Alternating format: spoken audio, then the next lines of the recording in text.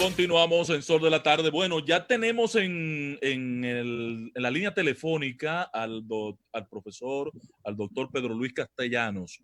Él es el superintendente de salud de la República Dominicana, un área sensitiva del quehacer. Sí. Vamos con él, Ángel, vamos con él de inmediato. Sí, eso iba a pedirte, Aníbal, que nos diera un chancecito para proceder de inmediato a saludar al doctor Pedro Luis Castellanos. Don Pedro Luis, ¿cómo está usted?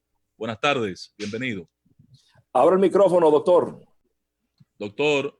El micrófono. Doctor. Aló. Ahora sí. Ahora sí. Ahora sí. Bueno, buenas tardes. Aquí estoy con mucho gusto para conversar con ustedes y doctor, con los amables oyentes. Gracias. Doctor, un abrazo de todo este equipo, Khalil Michel, Pedro Jiménez, Aníbal Herrera, Elizabeth Mateo, doña Consuelo, que tuvo que ausentarse por un asuntico de salud de su esposo. En unos minutitos podría estar integrándose. Doctor, ¿qué ha pasado? Usted ha tenido una tarea muy importante en este proceso, donde el epicentro es la salud del dominicano. ¿Cuál ha sido el rol de la superintendencia, la integración del sector privado a todo este proceso? Medidas importantes, históricas, que se han tomado en las últimas semanas. Explíquenos, doctor. Sí, muchas gracias. Fíjate, yo creo que lo primero es destacar que no estamos inventando. O sea, todo esto ha sido planificado. Ya desde fines de febrero se contaba con un primer esbozo del Plan Nacional de Respuesta frente a la epidemia, que a mediados de marzo se afinó, y eso dejaba más o menos ya establecido lo que cada sector del país tenía que tratar de conseguir para mejorar nuestras posibilidades frente a la pandemia. En el caso de la seguridad social, nosotros, uno de los propósitos básicos, básicamente han sido dos propósitos. Uno, lograr que la atención médica privada de pacientes graves se mantuviera funcionando. Correcto. Ustedes recuerdan que hubo un periodo de unos 15 días en que la mayoría de los centros privados del país cerraron la admisión de pacientes que requerían internamente. Política del rebote. Incluso publicaron prensa, etcétera, diciendo que no podían aceptar pacientes. Bueno, se logró acuerdos que han significado, por un lado, que se volvió a activar esa capacidad, esa disponibilidad, y la suma de la capacidad pública en el sistema público más el privado, hoy, y sobre todo después del último mes, de las últimas 3 semanas, ha sido superior a la demanda. Nuestro sistema no ha colapsado, a diferencia de lo que ocurrió en otros lugares. Nuestro sistema no ha llegado, no ha colapsado. Eso significó lograr con las ARS un incremento de tarifas para aquellos especialistas que atienden directamente los pacientes internos. Y una gran noticia esa y un gran logro. Y un aporte incluso para equipos de protección personal del personal de salud. También un incremento del pago a las clínicas por la cama cada día que pasa el paciente interno. También se eliminaron los copagos para las personas internas. Las ARS están asumiendo esos copagos. Y es importante decir que todo esto ha sido sin aumentar el dinero que se entrega a las ARS, la dispersión per cápita. Ha sido un esfuerzo en el cual las ARS han estado de acuerdo y han otorgado parte de lo que han sido tradicionalmente sus ingresos y sus beneficios para cubrir esto. Pero ahora acabamos de lograr otra cosa importantísima. Apenas la semana pasada, y muy probablemente se va a anunciar mañana o pasado, y es que también se va a cubrir por el sistema el excedente de pago de cuidados intensivos. Permítanme explicarle un poquito de qué se trata. Ustedes saben que hay 1 millón de pesos para alto costo. Correcto. Y los cuidados intensivos se pagan por alto costo. Pero si una persona ya ha consumido por otros problemas de salud, entonces tiene menos de 1 millón, tiene la diferencia. Y si va a pasar 7 días en cuidados intensivos, no la alcanza. Y ya estábamos recibiendo las quejas de algunas personas que a mitad de camino se quedaban sin cobertura, y eso es una verdadera tragedia financiera en estas circunstancias.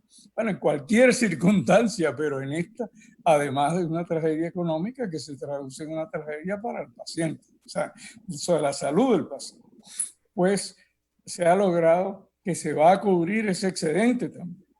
Ese excedente incluso muy probablemente sea posible cubrirlo retroactivamente, de manera que quien tuvo que hacer el sacrificio también lo podamos resarcir. Lo otro fueron las pruebas. Ustedes se acuerdan al principio que había muchas dificultades para acceder a las pruebas, que las personas se quejaban de que era un costo más elevado que el que podía la mayoría de pagar. Entonces el sistema de seguridad social, mediante un acuerdo que se logró con los laboratorios privados y las ARS, está cubriendo todas las pruebas que se hagan, tanto para los afiliados a la seguridad social como para los no afiliados. O sea, si son afiliados, al laboratorio le paga la ARS correspondiente. ¿Y si no son afiliados? Lo paga SENASA. O sea que SENASA paga, además de los afiliados que SENASA tiene, también cubre a los no afiliados. Recapitulemos entonces las medidas. Ese dinero se le reembolsa de la tesorería de un fondo que se creó por un aporte del Instituto Dominicano de Protección y Prevención de Salud de los Trabajadores, el IDOPRIL, que es quien gestiona el seguro de riesgos laborales. Había un dinero excedente acumulado, se tomó parte de ese dinero para, bueno, ¿qué otra situación de más emergencia que esta hemos tenido o vamos a tener? Y eso ha servido realmente mucho. Para... Se concluye, doctor, don Pedro Luis, antes de que mis compañeros intervengan, pero para yo cerrar esta parte, se concluye, doctor, Pedro Jiménez y yo, que hemos estado en contacto con usted y hemos estado en contacto con otros profesionales, con el Colegio Médico, se había estado cuestionando el sistema médico dominicano. ¿Existe? ¿Es ficticio? ¿Es una quimera? Pero en final, luce, por la explicación que usted da, de que el sistema ha dado respuesta a la mayor crisis a la que ha sido sometido. Mire, siempre es conveniente aspirar a que sea mejor las cosas. Y yo creo que nuestro sistema de salud tiene todavía muchas oportunidades de mejora y hay muchas tareas pendientes en nuestro sistema de salud que todavía tenemos que acometer. Pero la verdad es que no nos ha ido tan mal como le ha ido a algunos otros países con mucho más recursos, por lo menos hasta ahora. Ya dije que no había colapsado el sistema. Por ejemplo, la tasa de mortalidad que hemos tenido, y estamos hablando de que ya tenemos 2 meses. O sea, nuestra epidemia comenzó el 1 de marzo, fue el primer caso. Mañana tenemos 2 meses. Nosotros, de cada 100,000 personas en el país, están falleciendo alrededor de 3 personas por el COVID, hasta ahora, han fallecido. Es una lástima. Cada vez que fallece una persona es algo doloroso. Pero si usted compara con Inglaterra, en Inglaterra son 28 personas por 100,000 habitantes que han fallecido. En España son 55 que han fallecido por cada 100,000 personas. En Nueva York, 183 personas por cada 100,000 habitantes. Y así sucesivamente. En Italia, 39. En Alemania, 34. Y así sucesivamente. O sea, no nos ha ido tan mal como ha ocurrido en otros países. Y yo creo que esto es un mérito básicamente de 3 cosas. Uno, del comportamiento de la población. Todos nosotros estamos acostumbrados a decir que en nuestro país todo es lo peor, que somos los que hacemos las cosas peor hechas en el mundo, que todo lo demás lo hacen mejor. Pues mire, todas las encuestas y los estudios que se hacen por vía de inteligencia del Estado, más del 90% de la población ha tenido un buen comportamiento durante la epidemia. es un grupo pequeño, entre 5 y 7% de la población que no ha acatado disciplinadamente las medidas de aislamiento social. Y esto es un éxito en un país que tenemos fama de no ser disciplinado, de que el nivel educativo nuestro, que no somos suecos, que no somos alemanes. Sin embargo, el comportamiento de la ciudadanía ha sido ejemplar. El segundo punto. Y el segundo ha sido el trabajo coordinado de las diferentes instituciones públicas y privadas. Claro, nosotros tuvimos la suerte de que cuando la epidemia nuestra comenzó y empezó a crecer, ya sabíamos lo que había ocurrido en Italia, en España y en otros países. Y aprendimos. Y el país, como le digo, ya a fines de febrero contaba con un plan integral donde estaba delineado en términos generales lo que el sistema de salud tenía que hacer, tanto público como privado, lo que tenía que hacerse con la economía y lo que tenía que hacerse para mitigar el impacto de la crisis sobre la población, sobre los empleados que iban a quedar cesanteados o desempleados y sobre el trabajador. Y el tercer punto, doctor. Y el tercer punto, usted dijo 3 puntos. El tercer punto yo creo que tenemos que considerar es el esfuerzo de nuestro personal de salud. Nosotros tenemos que, además de reconocer a la ciudadanía el esfuerzo que ha hecho, mira que hay millones de gente que tienen encerrado un mes. Es un enorme sacrificio para más de 10 millones estamos encerrados. Por eso la gente se indigna cuando alguien no lo cumple y con razón. Es un sacrificio que todos estamos haciendo, pero es una minoría la que no cumple, salvo circunstancias como la que pasó el domingo, que por un acto de irresponsabilidad se incitó a la gente a que saliera a la calle rompiendo todas lo que se ha estado recomendando. Además de felicitar a la ciudadanía y reconocer a la ciudadanía y además de reconocer la organización coordinada que ha habido de respuesta, fíjense ustedes que salvo San Francisco, donde coincidieron un conjunto de factores que hicieron que hubiera una explosión de transmisión comunitaria incontrolada, sobre todo los primeros días, y colapsara la capacidad de atención de la ciudad. No ha habido otra situación como esa. Santiago empezó a incendiarse hace una semana. Sí, pero se controló. En una semana se controló. Y La Vega también. Y La Vega también, porque se está actuando de manera coordinada. Así pero la tercera cosa que hay que reconocer es al personal de salud. Doctor. El personal de salud son héroes anónimos. Eso es así. Están atendiendo a los pacientes en un problema que no tiene un tratamiento específico, ni hay garantía de efectividad en términos de los tratamientos. Donde cada persona casi se comporta diferente a otra. Hay personas que tienen básicamente problemas respiratorios, otros hacen problemas de coagulación intravascular, otros hacen problemas cardíacos, renales.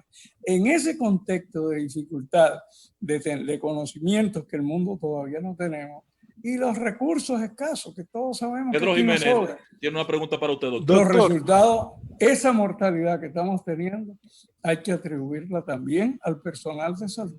Doctor, dentro de las medidas que se han establecido y de la ampliación a la cobertura del tema de los seguros, también estaba el elemento de que si la gente, aún sin seguro médico, se le tenía que dar la atención. Me gustaría saber si ustedes tienen las cifras, si tienen del comportamiento, de qué cantidad de personas acudieron a demandar un servicio por el tema del COVID o por un síntoma parecido, si se le dio la cobertura, cuáles fueron rechazados, si ustedes tienen esos datos. Sí, mire, en términos de las pruebas de laboratorio que se están cubriendo para toda persona, sea o no afiliada al sistema de seguridad social, nosotros tenemos un mecanismo de monitoreo cotidiano, diario. Voy a darle ese dato para que tenga una idea. Claro.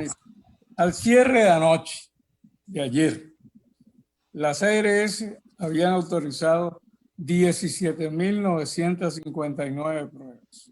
Eso es algo así como el 70% del total de las pruebas que se han hecho en el país, de pruebas de PCR.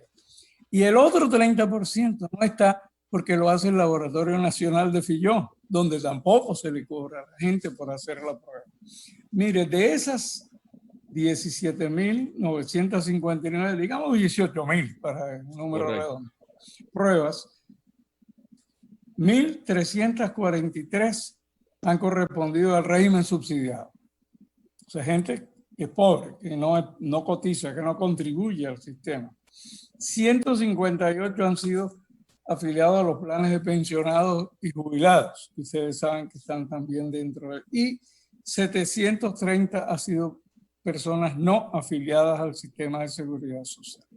No me sorprende que sea todavía un número pequeño de no afiliados, porque el 80% de la población es afiliada al sistema de seguridad social. Claro.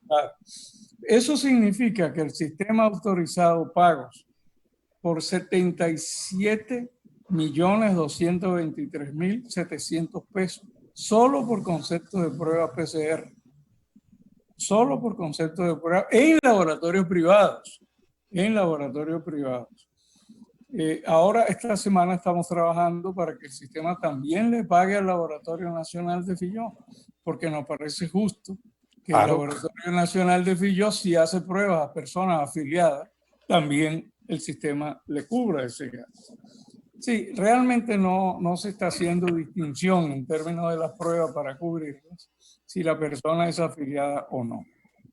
Okay. Lo otro que también se acordó por parte del Consejo del IDOPRI la semana pasada, y esta semana estamos haciendo la resolución para implementarlo, es un aporte para la compra de medicamentos de alto costo que se están empleando en pacientes COVID. Ustedes saben que un grupo de pacientes, los más graves, una proporción de los más graves, hacen un proceso inflamatorio severo que los lleva a comprometer incluso su vida. Y se están utilizando en ellos antiinflamatorios muy potentes que se utilizan en otras patologías como el lupus o artritis reumatoide, etcétera, pero que son muy caros y que solo los está comprando el Ministerio de Salud Pública a través del programa de alto costo. Pues el sistema de seguridad social también va a ser un aporte al Ministerio de Salud Pública para que se compre más de estos medicamentos y se pongan a disposición tanto de los afiliados como de los no afiliados que los necesitan. Por primera vez el sistema de salud, ARS, estas entidades de intermediación se han portado a la altura. Adelante, Khalil, tenía una pregunta. Sí, correcto. Usted, que es la parte de la superintendencia y tiene un dominio general sobre la materia, ¿qué recomendaciones daría como política pública exportable desde República Dominicana a esos países que establece que no les ha salido tan bien como a nosotros? Mire, es muy difícil. Las poblaciones son distintas, los sistemas de seguridad social son diferentes, los sistemas de salud son distintos, la cultura es distinta, la estructura por edad de la población es distinta.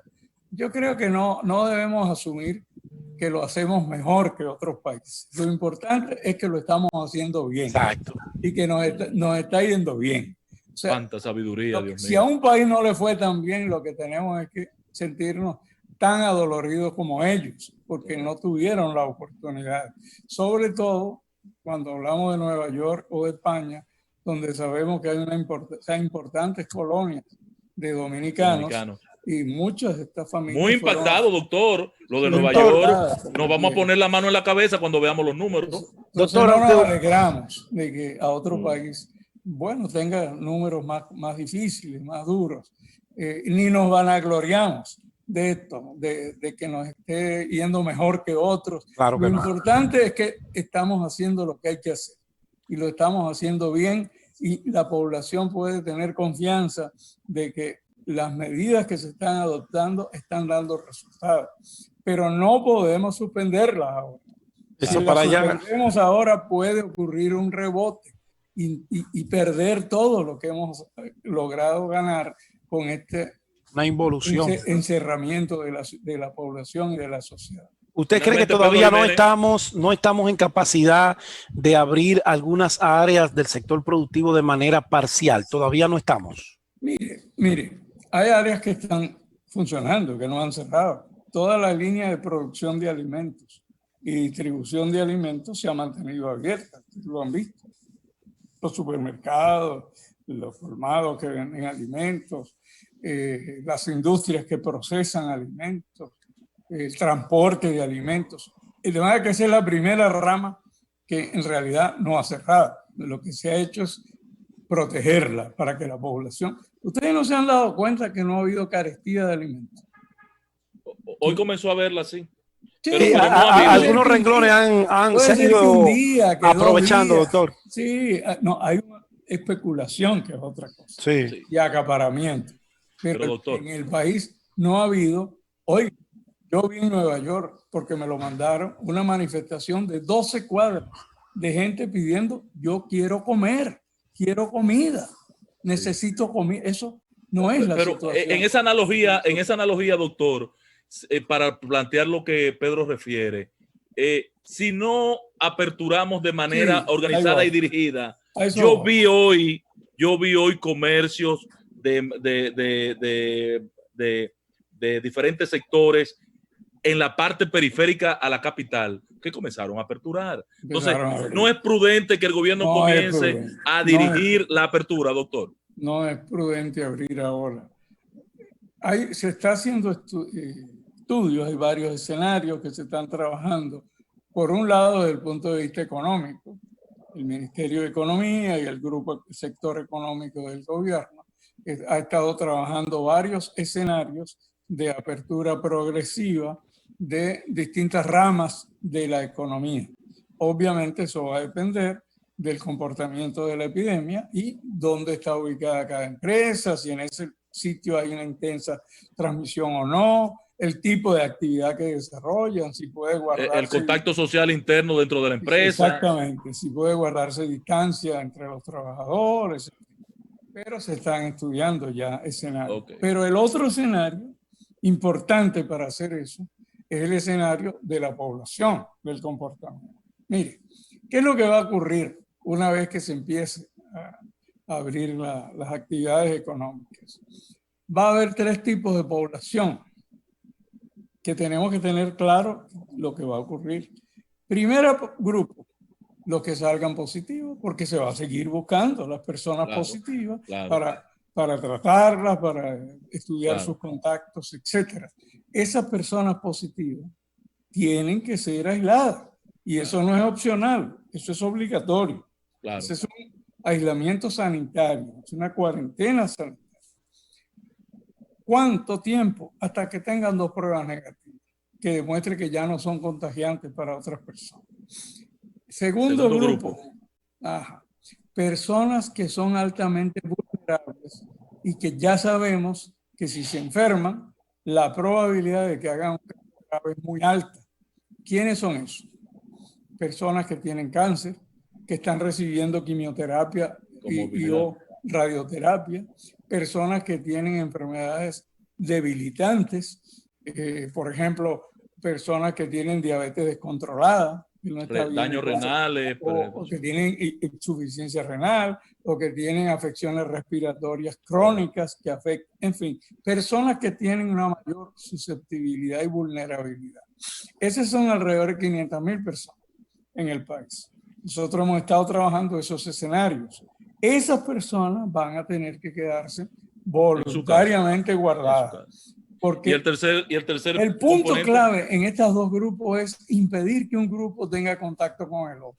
Exacto. Porque si un grupo contagiante tiene contacto con las personas altamente vulnerables, el riesgo de que nos aparezcan muchos casos graves de un solo golpe aumenta.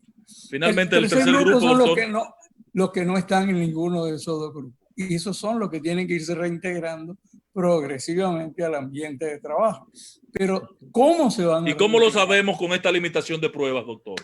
Bueno, no, los que son positivos ya se detectan.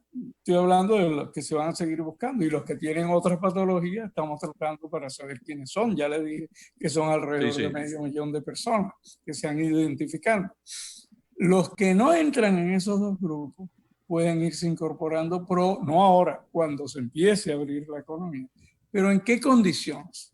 Ahí está lo que yo llamo aprender a vivir con el COVID. Correcto. No podemos volver en las mismas condiciones que ¿Oíste, estábamos Khalil? antes. Tiene que volver La razón. con las medidas de protección personal. Tiene que usar mascarilla, tiene que lavarse las manos, tiene que poner distancia entre una persona y otra. En No un restaurante puede donde había participar. 10 mesas, hay que bajarla a 3. Así es. Simple. O poner turnos. No puede ir a aglomeraciones sociales. No puede, tenemos que aprender a vivir con el COVID, porque el COVID va a estar viviendo con nosotros varios meses. Por lo menos. Gracias, doctor.